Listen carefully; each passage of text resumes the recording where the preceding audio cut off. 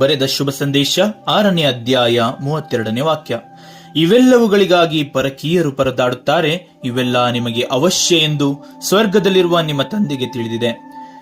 ಕೆರೆಯಲ್ಲಿ ಒಂದು ಮೀನು ನೀರಿನಲ್ಲಿಯೇ ಇದ್ದು ಬೇಸರಗೊಂಡು ನೀರಿನಿಂದ ಮೇಲೆ ಜಿಗಿಯುತ್ತಾ ಕೆರೆಯ ಪಕ್ಕದಲ್ಲಿ ಆಡುತ್ತಾ ಇದ್ದ ಮಕ್ಕಳನ್ನು ನೋಡಿತು. ನೋಡಿ ಮನಸ್ಸಿನಲ್ಲಿ ಹೀಗೆಂದುಕೊಂಡಿತು, ಈ ನೀರಿನಲ್ಲಿ ಇದ್ದು ಜೀವನವೇ ಸಾಕಾಗಿದೆ, ಭೂಮಿಯ ಮೇಲೆ ಹೋಗಿ ಸಂತೋಷವಾಗಿರಬೇಕೆಂದುಕೊಂಡು ರಾತ್ರಿಯಲ್ಲಿ ನೀರಿನಿಂದ ಹೊರಬಂದು ದಡದಲ್ಲಿ ಬಿದ್ದಿತು. ಇದನ್ನೆಲ್ಲ ನೋಡುತ್ತಿದ್ದ ದೇವರು ಸುಮ್ಮನಿದ್ದರು. ಆ ಮೀನು ನಿಧಾನವಾಗಿ ಒದ್ದಾಡಲು ಪ್ರಾರಂಭವಾಯಿತು. ಉಸಿರಾಡಲು ಕಷ್ಟವಾಗಿ ಸಾಯುವಂತಾಯಿತು. ಆಗ ಮನಸ್ಸಿನಲ್ಲಿ, ಅಯ್ಯೋ, ನಾನು ಮತ್ತೆ ಸ್ವಸ್ಥಳಕ್ಕೆ ಹೋದರೆ ಸಾಕಪ್ಪ ಎಂದಿತು. ಕೂಡಲೇ ಇದನ್ನು ನೋಡುತ್ತಿದ್ದ ದೇವರು ಜೋರಾದ ಗಾಳಿಯನ್ನು ಬರಮಾಡಿದರು. ಇದರಿಂದ ಕೆರೆಯಲ್ಲಿದ್ದ ನೀರು ಹೊರಚಿಮ್ಮಲ್ಪಟ್ಟು ಆ ಮೀನನ್ನು ಒಳಗೆ ಎಳೆದುಕೊಂಡಿತು. ಆಗ ಮೀನು, ನನ್ನ ಬಳಿಯಲ್ಲಿ ಏನಿದೆಯೋ ಅದು ಒಳ್ಳೆಯದೇ ಆಗಿದೆ